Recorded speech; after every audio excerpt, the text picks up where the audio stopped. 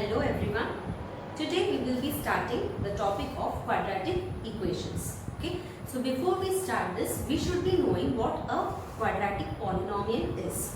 So any polynomial, I hope you all remember what a polynomial is. A polynomial is an expression which will be of the form a0 x power n, a1 x power n minus 1, a2 x power n minus 2 and so on till an, where a0, a1, a2, all these numbers are real numbers. They are real numbers, and here in this polynomial our variable is x. The variable can change. We can take x, y, z, a, b, x, y, z, s, t, any such variables we can take. That becomes the variable of the polynomial. In this polynomial, my variable is x. So this polynomial, this is this expression, this is the standard form of a polynomial. Now what is a quadratic polynomial?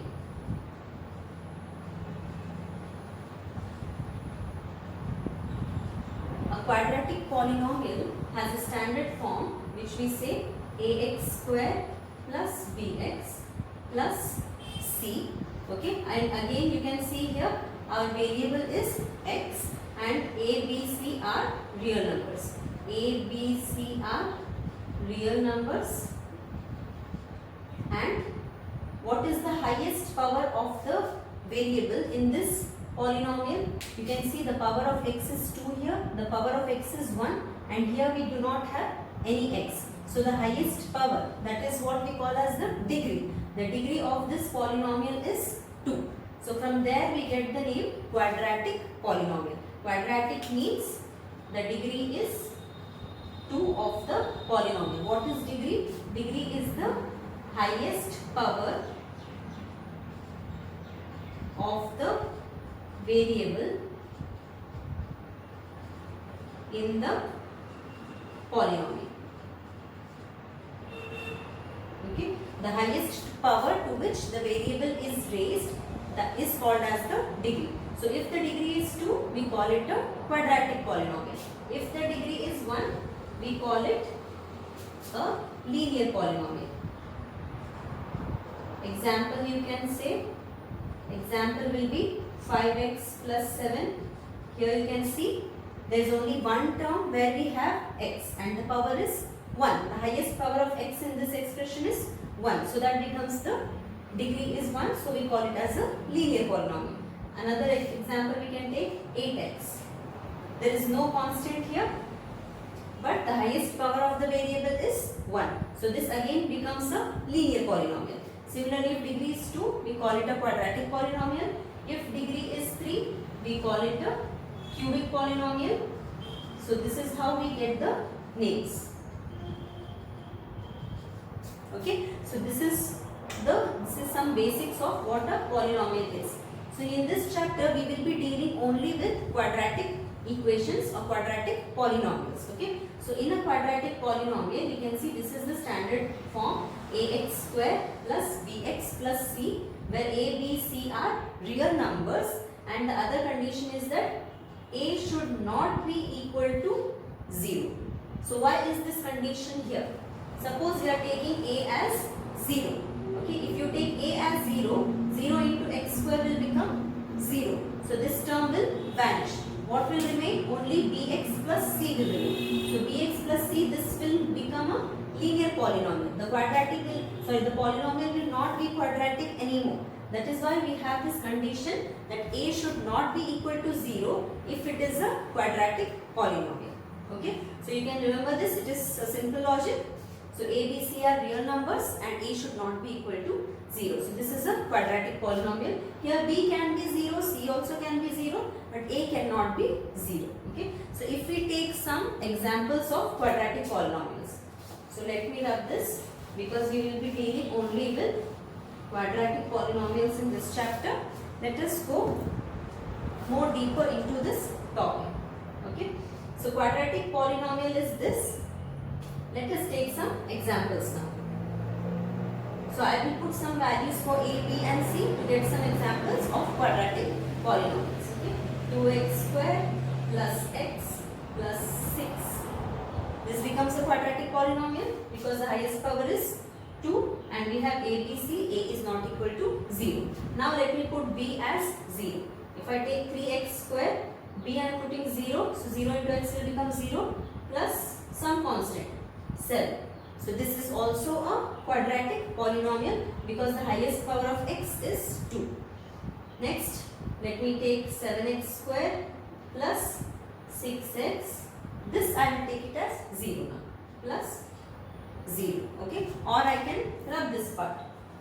So this is also a quadratic polynomial. So you can see these three are different types of quadratic polynomials. Here I have all A, B and C are my real numbers.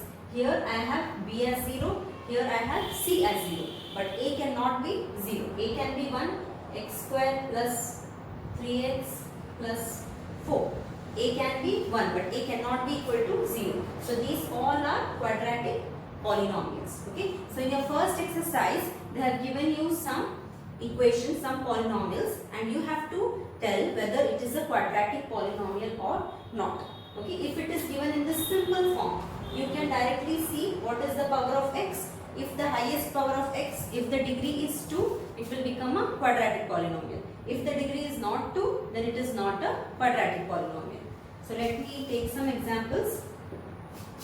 If I am saying x cube plus 7x square plus 3, is it a quadratic polynomial? You can see the power of x is, my variable is x and the highest power is 3 here, next is 2 and 0. So the highest power of x is 3, so it is not a quadratic polynomial. This becomes a cubic polynomial. So if they give you straight away, then you can easily check the degree and say whether it is quadratic or not. But they will not be giving you directly. They will give you in some unsimplified form. Suppose they give you in this form. Then you should not jump directly into some conclusion whether it is quadratic or not. You should simplify this until the last step and then you have to check what is the degree. So if this is my first one, this is second one.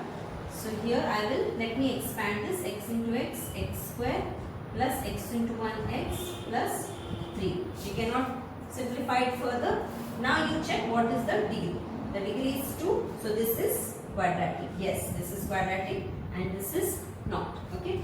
So another example, they can give you 6x into 1 plus x square plus 3x square. Okay. So again we will simplify it because it is not simplified. 6x into 1, 6x plus 6x cube plus 3x square.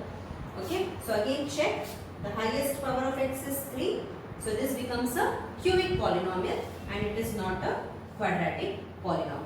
So this way, in this way you should just simplify it further and then check what is the degree. Okay. So this is what is there in your first exercise. So these type of questions I hope you can solve them. So let me rub this. So why we are learning this chapter? The idea here is that in real life situations, you get many situations where you have where this will help you. You will be able to form an equation and solve it to get some solution. Okay, the idea behind this that if you get any real life situation where you can form such equations, then how will you solve them further to get the solution? Okay, so now we know what a quadratic polynomial is. So now let us talk about quadratic equation. If any polynomial is equated to 0, it becomes a equation. Okay. So we were saying that what a quadratic polynomial is, ax square plus bx plus c. This was our quadratic polynomial. Now I will equate the same thing to 0. Now this is no more a polynomial, this has become an equation, right? You have an equation, you have some LHS, you have RHS, you are equating it, this becomes an equation and it is a quadratic polynomial, so this will become a quadratic equation. So this is what is the chapter about. So here we have a quadratic equation. Now how will we solve it? Solving the quadratic equation means what? We have to find the values of x for which this will satisfy. Okay. So if I take some example, x square minus 3x minus 10 is equals to 0. Now this is a quadratic equation, you can see. Now how will you solve this? How will you solve this? How will you find the values of x? Now what is the solution? You might remember or not. Let us see. You should be familiar with this term: zeros, roots, solutions. All these terms mean the same. They are same. Now what does these terms mean? So zeros or roots or solutions means you have to find that value of x which will satisfy this equation. Okay. So if I am taking x is equals to 1. Now if I substitute here, what will I get? 1 square minus 3 into 1 minus 10 is equals to 0. Let me check whether it is satisfying or not. So this will become 1 minus 3 minus 10 is equals to 0. This will become 1 minus 30 minus 12 is equals to 0. So is this satisfying? No. This is not equal to 0. So x is equals to 1 is not a 0 or root or solution of the given quadratic equation. So x is equals to 1 is not my 0. So you have to find the value of x which will satisfy this given equation. Okay. So how will we find the zeros? So to find the zeros, we have different methods in this chapter. There are 3 methods in which you can find the solution. Okay. So the first method is by factorization. This you have learned in your class 9 and I hope you remember this, but even if you have forgotten, we shall recall this also. Okay. And the second method is by completing the square method. I am not sure whether this method is included in this year's syllabus or not, but we shall discuss this. The third topic, the third method of solving the equation is by quadratic formula. So these are the 3 methods in which you can find the solution. Okay. So in this video we will start with factorization method which you have learnt in the class 9.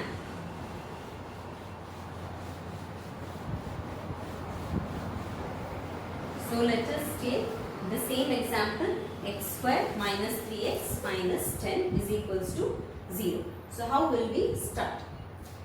So let us recall what our a, b and c here are. A is what?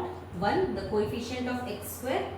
B is coefficient of x which is minus 3. C is minus 10. So here we will see how we can factorize this. So first what you will do, you will multiply a and c. This and this term you will be multiplying. Okay. So what will I get? 1 into minus 10, I am getting minus 10. How I am getting this? 1 into minus 10. Okay. Then you see what your b is. Okay. So here I will write the b. b is minus 3. Okay. So now what you have to do, you have to find the 2 numbers. You have to find 2 numbers which if you multiply you will get this minus 10 and which if you add you will get minus 3. Let me repeat. What you have to do is you have to find 2 numbers which if you multiply you should get minus 10 and if you add or subtract them you should get minus 3. So how we will start? We will start this by factorizing this number 10. Okay. So 10 I will factorize. 2 5s are 10, 5 1 times 5. Okay. So here what are the factors of 10? 2, 5 and 1. Now among these factors you check which two numbers will fit in this place. So if you see, if I take 5 and 2, 5 minus 2 if I do, I will get 3. Correct? So I will choose the numbers 5 and 2. But now what should I do? I should check whether the signs are right or not. You can see that if I multiply these two numbers, I should be getting minus 10. If I multiply these two numbers, I should get minus 10, and if I add these two numbers, I should get minus 3. So if I am getting a minus sign here, one of them should be minus. So let me put minus sign here. 5 into minus 2 is minus 10. Yes, this is satisfying. But let me check here. 5 minus 2 is 3. But I need minus 3. So I will not put the minus sign here. Now let me try putting it here. Okay. So minus 5 into 2, minus 10, correct. Minus 5 plus 2, minus 3. This is also correct. So these are the two numbers which if you multiply, you are getting minus 10, and which if you are adding, you are getting minus 3. Okay. So now I will take these two numbers, and again we will start from here. So first term I will write it as it is, x square. Now this term I will change this term, and I will split this term into these two terms. That is why this method is also called as the splitting the middle term. Okay. So minus 3x, I am writing it as minus 5 and 2. So I will write it as minus 5x plus 2x will give me minus 3x. Okay. Then the third term again I will write it as it is equals to 0.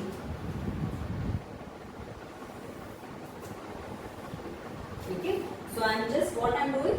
The first term and the last term are the same. Only the middle term I am changing into these two terms. Okay. So now what is the next step we will do? I will take these two terms and I will take what is common here. Okay.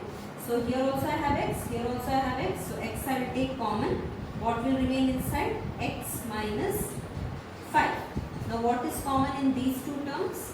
I have 2 here, I have 10 here. So I can take 2 as common. So x will remain minus 2 5 times, I get 10 is equals to 0. Okay. In this step you will understand, you will get to know whether you are doing it right or not. Because you can see these two terms are same, x minus 5 and x minus 5. If you are not getting same, then you have done some mistake in the previous steps. Okay. So now I am remaining with these two steps, these two terms. So what is common now? X minus 5 is here also and here also. So I will take x minus 5 common. Now what will remain? In this term x is remaining, so I will write x, and in this term plus 2 is remaining, so I will write plus 2 is equals to 0. Okay. Now I have got two terms. This into this should be equal to 0. So when will that happen? If one of them is 0 or both of them are 0. So I will take first one, x minus 5 is equals to 0.